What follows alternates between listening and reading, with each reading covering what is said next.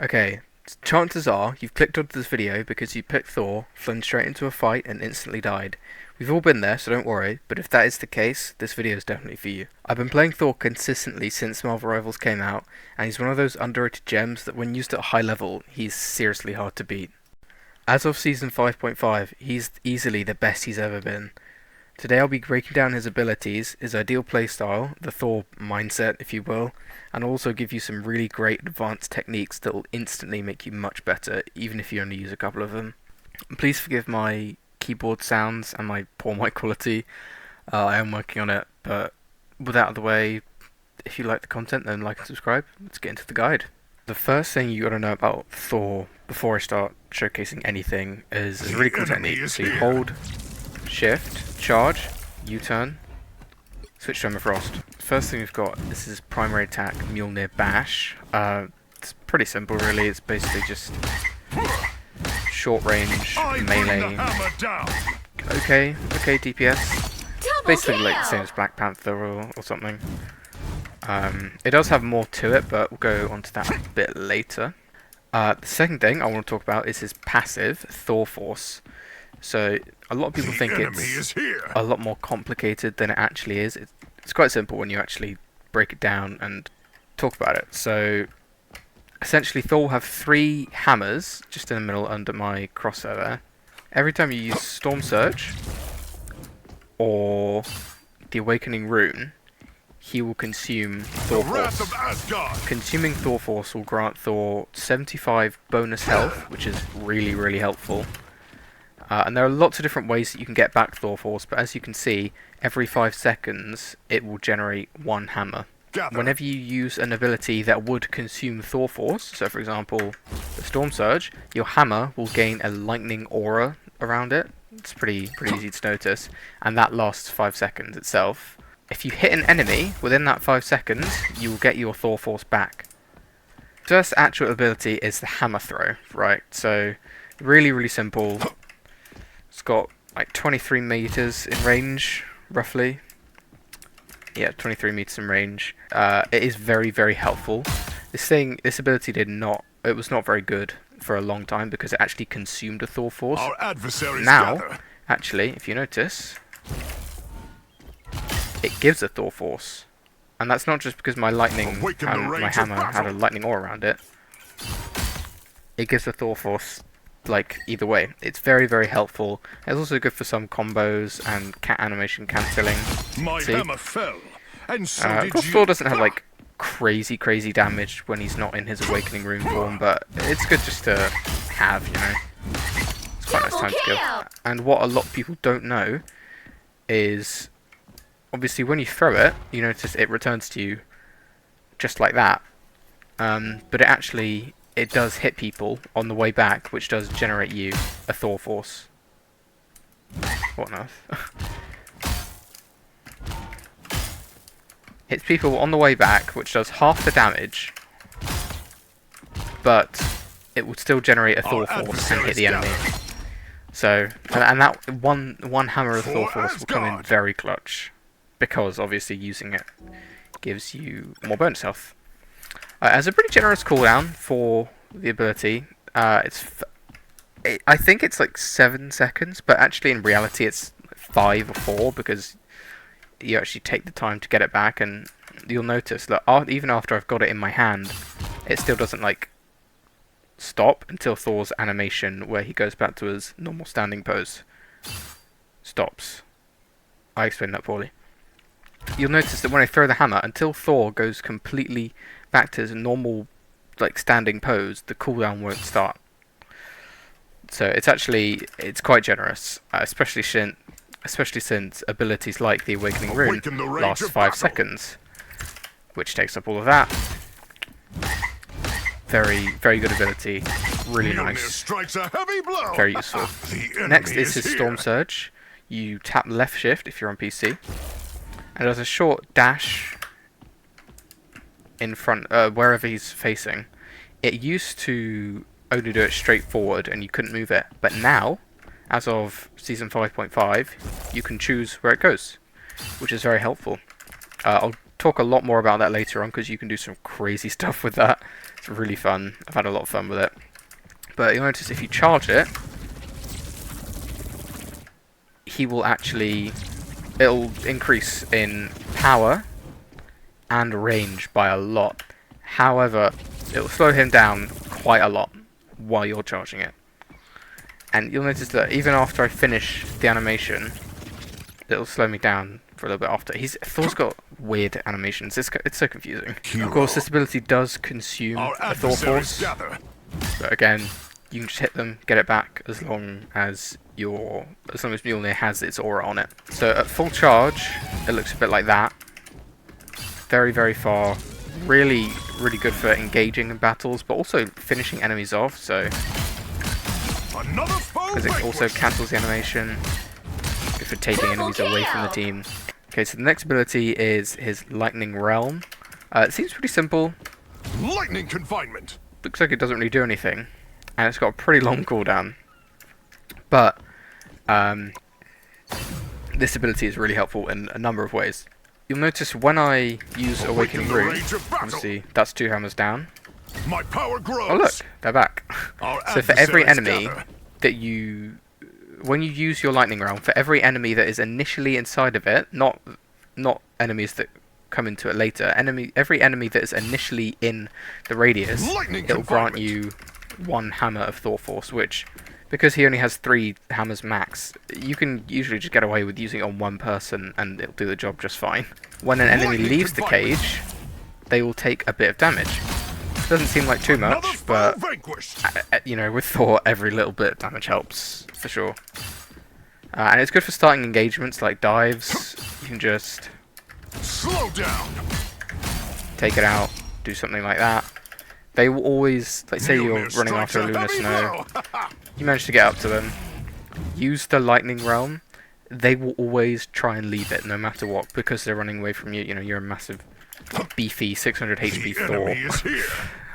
Because it generates you Thor Force, what you can do, you can Storm Surge in. Slow down. If you don't manage to hit them, just do that.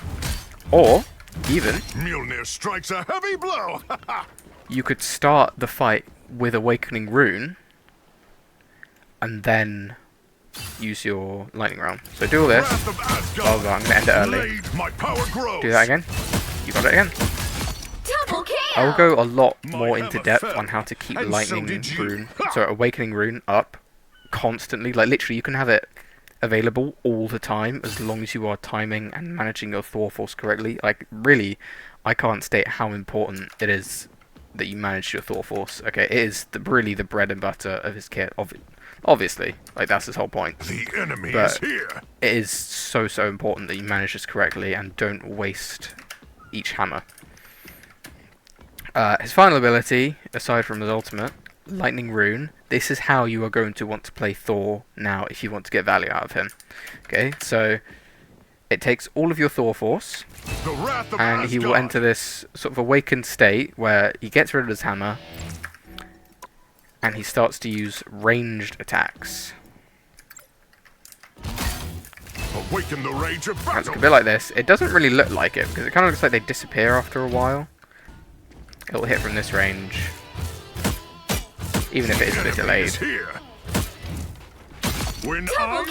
And it is very, like, physically, it's very difficult for the enemies to see the actual runes, and they won't really bother to dodge it. But it does a lot of damage. Okay, a very good amount of damage. You can fire a max of 9 to 10 per use of it, as long as you're just holding it down.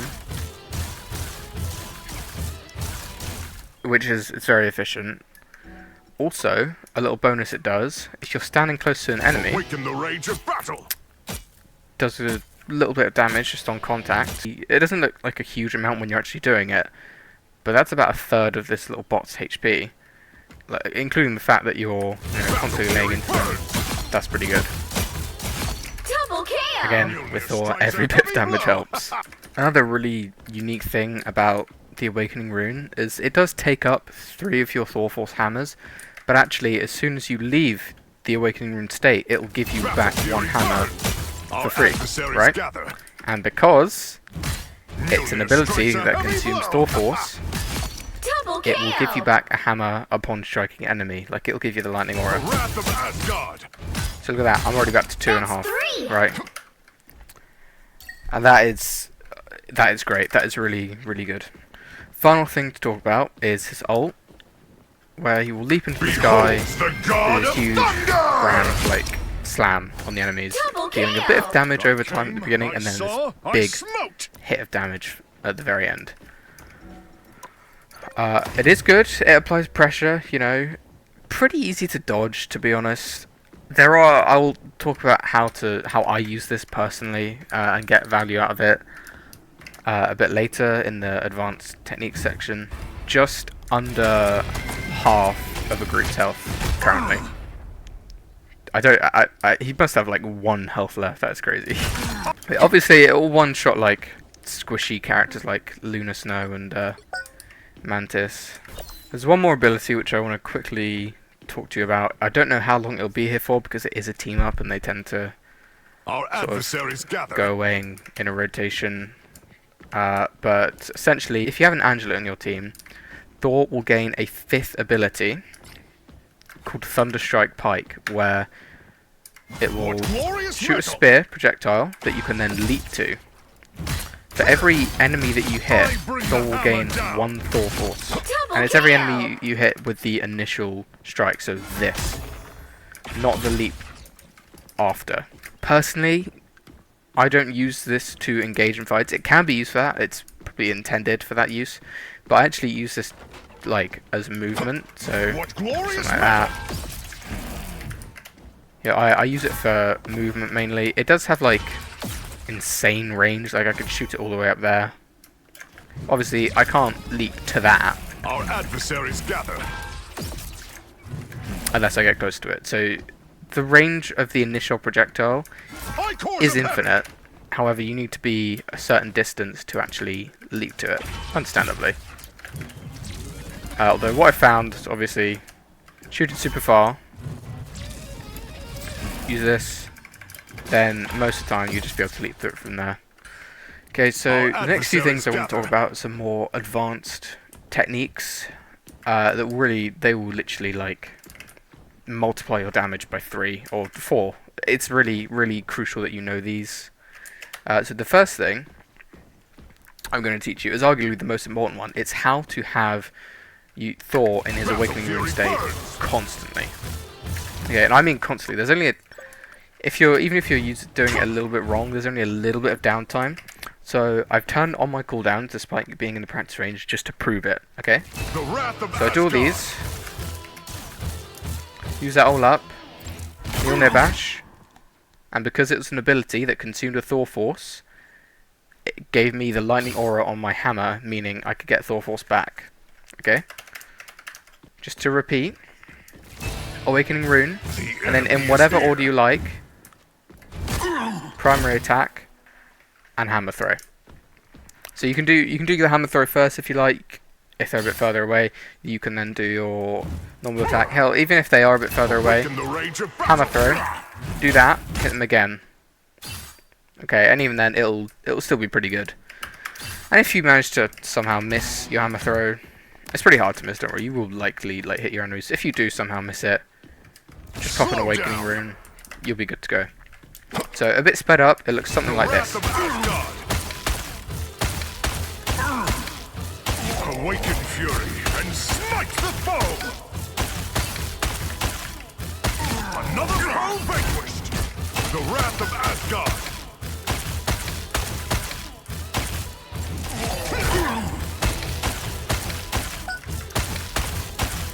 So it's very good, very high damage, lots of really good pressure. Enemy is here! Like, even then, I just use the Storm Surge and I still can keep doing this, just laying into them constantly. And this will generate a lot of ult charge, and actually that leads me on to the second thing I want to talk about, how to use your ult effectively. I believe its intended use was for you to Storm Surge into the enemy like this, and then just let it rip, right? Which in theory would be great, as it does, you know, a little stun afterwards. That's not how I found value with it, personally. The way I use it is I use it a lot of the time to finish off enemies. It's kind of petty, but say I've got like a Lunar Snow running away from me. You know, I've done a lot of damage. Use this poor group, for example, right?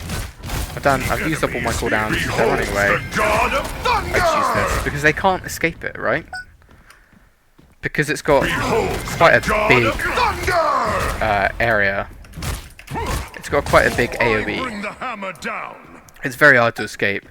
And it's not even like the final hits finishing off. These little ticks of damage, right? It's very, very good. There are other ways you can use it. Use it however you like. You know, I am here to kind of teach you how to play Thor, but I'm not going to tell you how you can or can't use your ult. You know, as long as you're getting kills with it, that's what it's for. Some other tips to mention: if you have a Lunar Snow or a rocket that is amplifying your damage with their ult, assuming that you've taken out all of Lunar Snow's bonus health or any of the bonus health that any of the supports have in their ult, you can one-shot through their ultimates. So you can one-shot Lunar ult, Mantis ult, Invis ult.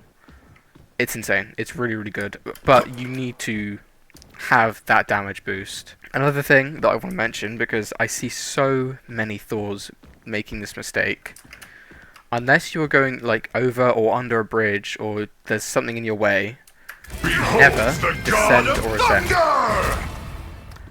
Never. Because it'll actually slow you down.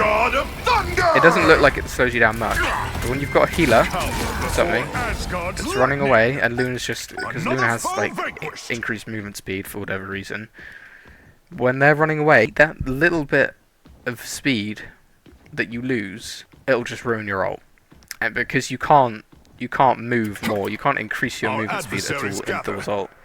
It's a very like, once you do it, you're set for the next few seconds. You can't do anything else. You can't cancel his ult.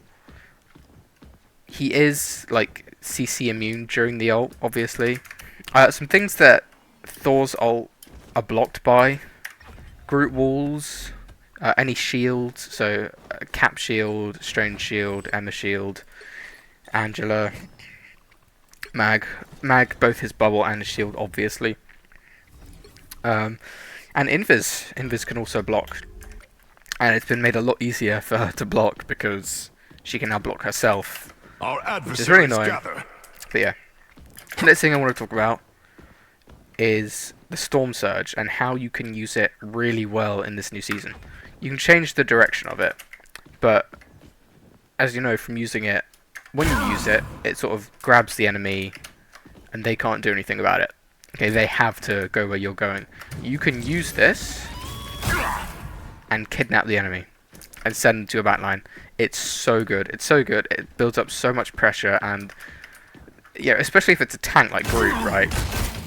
They'll be taking so much damage from your whole team, including you. Obviously, you can like charge it up. If you're close to them, I wouldn't bother charging it up because it's quite difficult to control unless you like flick your mouse really. Look, yeah, I'm in trouble with it unless you flick your mouse really quickly.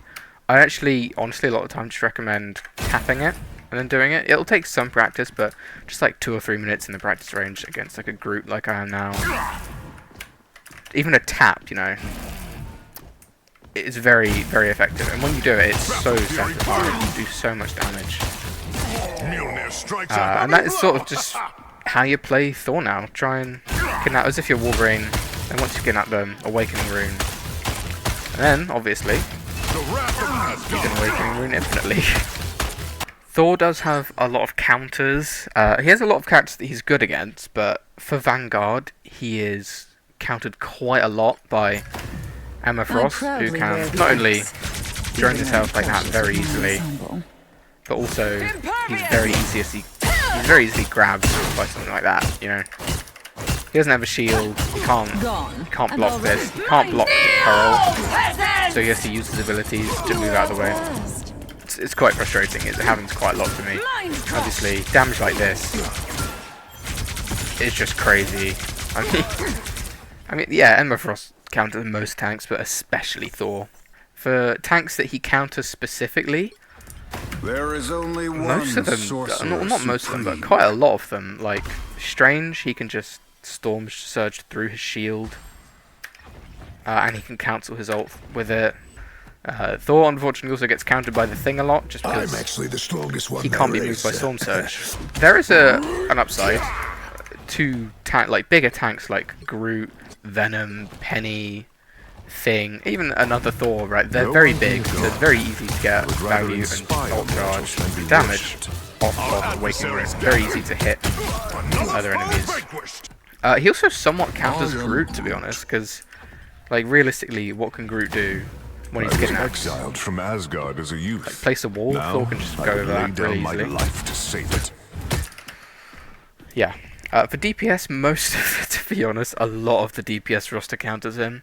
I'm just going to go through all the ones that all the matchups that you don't really want to see when you're playing Thor. Punisher, Hawkeye, Hela, Squirrel Girl, Iron Man, Wanda, Bucky, Star-Lord, Namor, Psylocke, definitely Wolverine. Please, if you are against a Wolverine and you're playing Thor, just switch off of Thor. Mr. Fantastic, Human Torch, Phoenix, 100%, Blade as well. They all counter you a lot, especially the characters like Bucky, Squirrel Girl, Hela, Hawkeye. That they just keep doing consistent damage. Thor just can't handle it. For supports, I'm not really gonna. He doesn't really like counter any of them specifically. Picture this: you go to play Thor because everyone else in your team they want to play Bucky, they want to play Namor, they want to play Squirrel Girl, and Spider-Man, right? Because they're the fun characters. They don't want to be stuck holding right click for Doctor Strange style game, do they? They want to play the fun characters a lot of the time. Then, okay, well, you're going to stay Thor because your team needs a vanguard.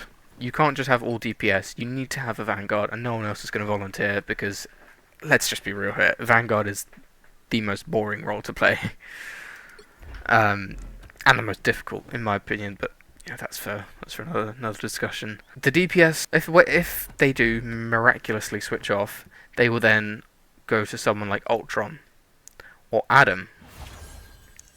You don't want to see that. Ultron and Adam, they are great, but they cannot, because Thor is so big and he doesn't have a shield as most tanks do.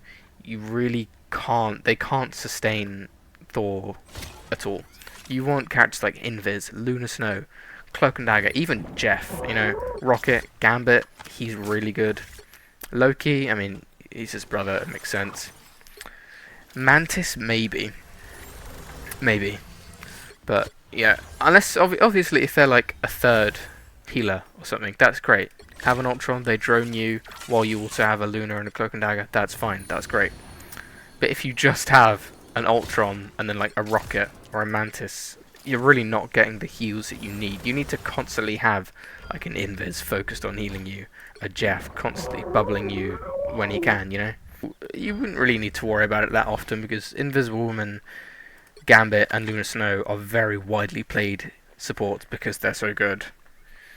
And they will have very good ults, very good abilities, can heal with their primary fire. Ultron, I love him to bits, but he really just can't sustain Thor like he needs to. One last thing I want to quickly talk about with Thor is his positioning and how you should be positioning yourself in regard to your team and the enemy team. So Thor is a sort of poke brawl hybrid where you obviously want to be getting up close and personal with the enemies, as I'm doing with this Doctor Strange here, but you also can attack at a range with abilities like Awakening Rune and the Hammer Throw. It's very important to know when to engage and disengage certain fights. So you can see here, I sort of let that Jeff go because I can see he's running away. There's no way I'm really going to be able to kill him because he's just too fast for me. And also, I just don't really want to waste my ability. So I head back with my team, I regroup, I do some slow walking because why not? But you do always want to sort of be in front of your team at all times. If you have another tank that has a shield, you can be behind them, but when the fight is sort of really heating up, you want to be in the front lines at all times, protecting your supports, taking damage for everyone, and also dealing a lot of damage with your abilities, and generating that bonus health for yourself, getting more Thor Force by using abilities, and then getting it back. You should always be checking where your team is, where your supports are, where your DPS are, because at the end of the day, you are the tank. You are the very front of your team. You know, you're like the lead, not the leader, but you're a very important role. So, like without you, what's the team going to do? They have no one to rely on to be at the very front. If you're behind a wall fighting a random squirrel girl instead of defending your team, yeah, that's really not ideal. And it's very important in general just to stay at least in line of your support so they can heal you, because you are Thor, right? You are a really, really big dude with no shield whatsoever, so DPS are going to be constantly laying into your health. You need to, I don't show it very well in these clips, I know, but that's because I'm just quite confident in my abilities and my team, and I know when to retreat. You really never want to be going behind a wall and taking that. Maybe it's worth it. Maybe you could get that little extra pick, you could get that extra kill, but in the end, it matters more that you're playing safe around your team. As much as a lot of people are really not gonna want to admit, this is at the end of the day a team game. You know, it's Marvel Rivals, not Marvel Rival. um, it really doesn't matter who you play or how well you play them. You're not gonna succeed if you just play on your own away from your team. So yeah, just keep that in mind if you're playing Thor, because it's very easy to get distracted with him, I found, and just go off and do something completely different. That is going to be the end of the video. I really thank you so much for watching to the end, if you've made it this far. The next video I'll do, it will probably be a Magik guide, since she is definitely my favourite character. I have all of her skins. I played her the most. I have loads of her comics. I loved her before Marvel Rivals, but you know, I'm very glad that she's in the game. I did a Thor video first, since I feel a lot of people are really uneducated with him, and a lot of people don't play him. He's really underrated, and I promise if you practice the tips that I've said, all the techniques, you will succeed and climb in ranked if that's what you're interested in. Once again, please be sure to like and subscribe if you did enjoy the video. I'll see you in the next one. Goodbye.